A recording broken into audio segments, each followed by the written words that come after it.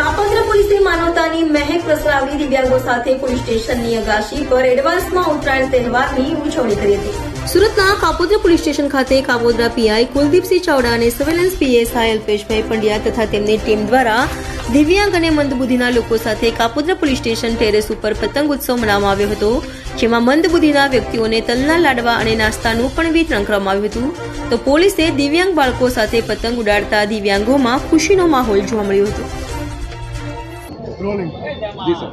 આજરોજ કાપોદ્રા પોલીસ સ્ટેશનની ટીમ દ્વારા કાપોદ્રા પોલીસ સ્ટેશન હદ વિસ્તારમાં પતિત પાવન ટ્રસ્ટ આવેલું છે, જે ટ્રસ્ટમાં દિવ્યાંગ બાળકો રહે છે।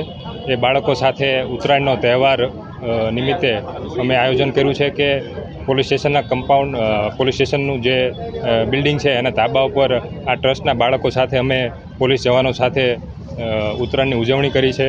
આપણે બધા જાણીએ છીએ કે આપણે તો બધા તહેવારની ઉજવણી કરતા હોઈએ છીએ, પરંતુ દિવ્યાંગ બાળકો સાથે ઉજવણી કરવાનો કંઈક આનંદ જ અલગ હોય છે। એટલે આજરોજ અમે કાપોદ્રા પોલીસની સમગ્ર ટીમ દ્વારા એક આયોજન કરવામાં આવ્યું હતું, જેમાં બધા જ દિવ્યાંગ બાળકો સાથે ઉજવણી કરી છે ઉત્તરાયણની, અને બધા જ ખૂબ જ આનંદિત છે બાળકો, દિવ્યાંગ વ્યક્તિઓ અને પોલીસ ટીમ દ્વારા અમે સરસ રીતે આજે ઉજવણી કરી છે।